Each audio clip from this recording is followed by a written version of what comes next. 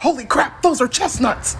Come here, you horribly painful but extremely delicious spike ball of doom. Alas, this is not an American chestnut because the American chestnut is functionally extinct, which is a sad phrase. This is a Chinese chestnut, a fact I swear I knew before looking at its name tag. This is a Buckeye. Go Bucks. I have to say that, or they'll ungraduate me or something. These are also called horse chestnuts. They are not the same as regular chestnuts. Don't eat these. What?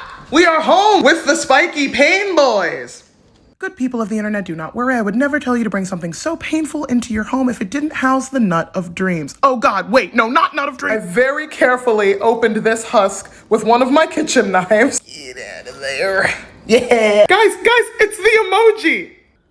Now there are a million delicious chestnut recipes, but I'm gonna show you the easiest way to make one so you can just see what you're getting yourself into. First you cut an X in the shell with your knife, and then say hi to your dog, then put the shell on a plate, then put the plate in the microwave, then microwave it for 30 seconds, that's 30. After that, you will see why you cut the X, cause if you hadn't, it would have exploded. Then you let it cool down, and then you peel the shell off. Look at that exquisite nut meat. Bottoms up. They taste cozy and creamy. I get why they're in the Christmas song. Happy snacking, don't die.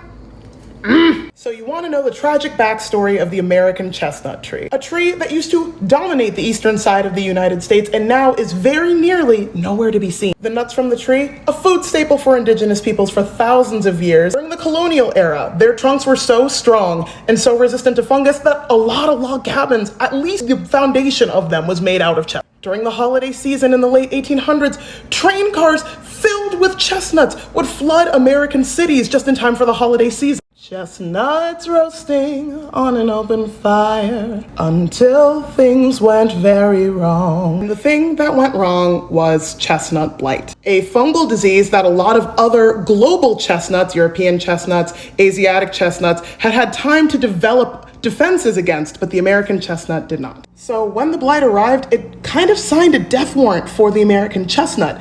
And I'm not talking a slow death. I'm talking like over the course of 40 years, nearly all of these trees disappeared. Well, mostly. The American chestnut is what we call functionally extinct, which is a weird phrase. But the reason why it's necessary is because the chestnut blight kills the trunk of the chestnut, but does not attack the roots. So what happens is this very sad cycle where the trunk will die, it'll get girdled, that is the terminology for what happens to it, but the root system stays alive, so the dead trunk falls, and the roots are like, oh, no, it's cool, I got this, and they put up a bunch of new shoots. So I know what you're thinking, oh, sick, then we're fine. Are we just waiting for these shoots to grow into big tall trees? Well, unfortunately, once the shoots get big enough, they also get chestnut blight. Same thing happens and the cycle starts over again. So while this is a very sad story, not all hope is lost. For starters, there are a couple full-grown chestnut trees in the United States that for whatever reason are resistant to the chestnut blight.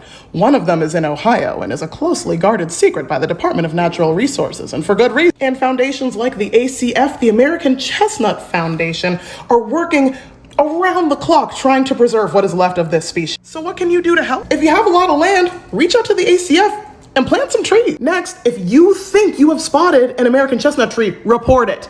Report it to the ACF. They will love you. I will love you. A lot of times they end up being hybrids of other variations of chestnuts and Americans, but every once in a while they do find a new one. So while the American chestnut is a primo example of why we have to be careful taking plants from place to place, I have hope that we will see it again. Happy chestnut hunting. Don't die.